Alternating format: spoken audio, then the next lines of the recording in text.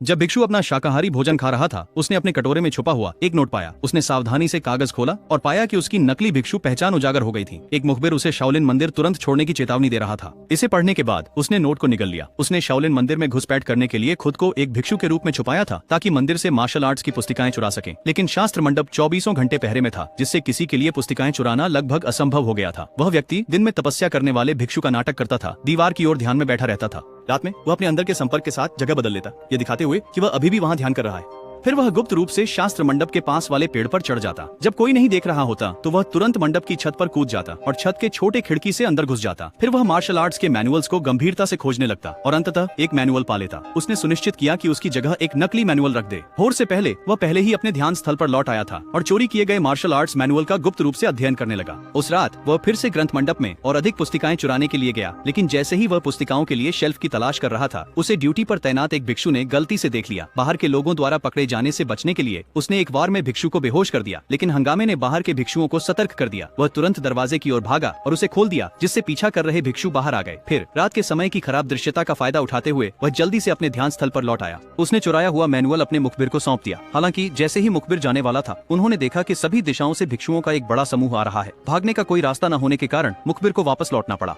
लेकिन अपनी पहचान उजागर होने से बचाने के लिए उसने मुखबिर का सिर पत्थर की दीवार से टकराया और एक और वार से उसे उड़ा दिया। इसी तरह आने वाले भिक्षुओं ने मुखबिर को मैनुअल चोर समझ लिया। जब उसे लगा कि वह खतरे से सुरक्षित है, तो विपत्ति आ गई। मंदिर के बाहर जो लोग उसे भागने में मदद करने वाले थे, उन्होंने आकस्मिक बातचीत के दौरान गलती से उसकी असली पहचान उजागर कर दी। यह पता चला कि वह एक शाही राजकुमार था, जिसने शाओलिन मंदिर से मैनुअल चुराने के लिए अपनी आरामदायक जिंदगी छोड़ दी थी। हालांकि उनकी बातचीत जैक ने सुन ली। जैक का पूरा परिवार राजकुमार द्वारा सताया गया था। अपने गुस्से में उसने गुफा में पत्थर फेंके, केवल पेड़ में छिपा व्यक्ति ही बच पाया। उसने तुरंत यह खबर राजकुमार को दी। जब जैक शाओलिन मंदिर पहुंचा, तब तक बहुत देर हो चुकी थी। राजकुमार पहले ही महंत को बंधक बना चुका था। महंत की सुरक्षा के लिए सभी को राजकुमार को जाने देना पड़ा। अब बोट को बचाने के लिए जैक ने शाओलिन शिष्यों को राजकुमार के महल तक पहुंचाया, लेकिन राजकुमार के लोग भी बहुत कुशल थे।